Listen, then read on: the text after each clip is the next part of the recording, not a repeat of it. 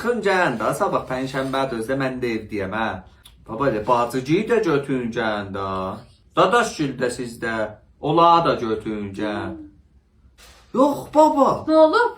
Dayıcı. Ne olub dayıya? Dayıcı Tehrandan gəlib Təbrizə. Ha, yaxşı. Hə, uşaqları ilə də gələcək də sən görürsünlər. Baba ilə onlara da de gəlsin də, nə olacaq? Bir içə çörək süfrə çağ, hamımız bahəm yeyək, hə? Götürün elə kollan gəlin, hə. Başıma dola. Muhammed də gəl, o da tək qaldı, hə. Qurbanam, yaşa, xudafız. Ya bizim yerimiz var. Baba necə yerimiz var Allah'ın yeri. Burada sərbazxana olsa mən 100 nəfər burada yan-yana yatırdaram. Şeydi, mən geyinmə sağlam gəl. Salam maman, necəsən? Qurbanam. Maman, pənşənbəyə biraz dəvət edirəm. Heysot, avəhət pənşənbəyə biraz qəzaxoriyə dəvət edir.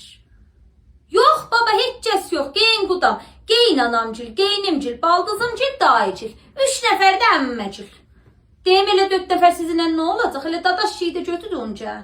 Mamancıncil, götü oladıca nə olacaqdır? Başıva dolanda 7 yanda restoran qabağında olun. Allah'a tapşırdım, xudafız. Mən də səbirəm, xudafız.